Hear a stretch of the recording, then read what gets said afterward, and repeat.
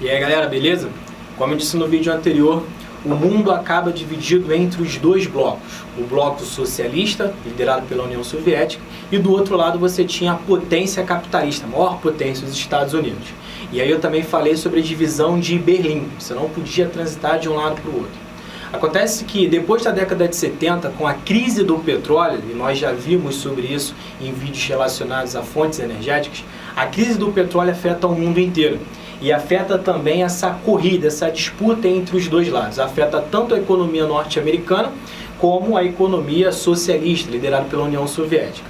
Durante esse período da Guerra Fria, a União Soviética investe bastante em armamento por conta da corrida armamentista, para ver quem produzia maior poder bélico. Acontece que, com esse investimento maciço pela União Soviética nessa corrida armamentista, eles acabam deixando de lado um pouco o seu desenvolvimento tecnológico, as indústrias começam a ficar obsoletas, além disso a população começa a pedir mais sobre democratização política, eles não podiam eleger os seus representantes, então eles começam a reivindicar isso, e com o tempo a economia da União Soviética começa a cair, começa a arruinar. Em 1989, você tem a queda do Muro de Berlim, né? E ali você tem um ato simbólico como o fim desse período da Guerra Fria.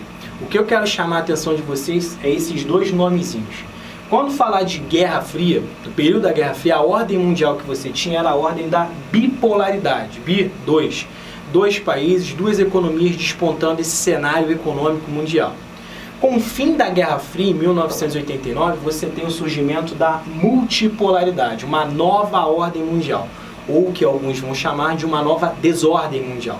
Agora você tem algumas potências, não só duas, como no período da bipolaridade. Agora você tem algumas potências, como por exemplo o Japão na Ásia. Hoje você tem a China também como uma grande economia influenciando ali a região da Ásia. Você tem a União Europeia que começa a despontar nesse cenário econômico mundial logo após esse fim da Guerra Fria, influenciando todo o continente europeu e o continente africano. Você tem os Estados Unidos ainda hoje como a maior economia do mundo. Você tem o Brasil aqui na América do Sul também influenciando bastante as economias dessa região da América do Sul, como eu disse. Então, hoje, a principal característica desse pós-Guerra Fria é a multipolaridade.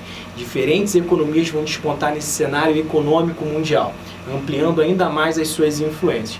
E, além disso, você tem a formação de blocos econômicos. Para você ter uma dinâmica a mais na sua economia, os países começam a formar blocos, como por exemplo a América do Sul, você tem a União Europeia, que é o maior bloco econômico do mundo. Tudo isso para movimentar a economia desses países e fazer com que eles consigam ampliar a sua influência nesse novo cenário econômico mundial.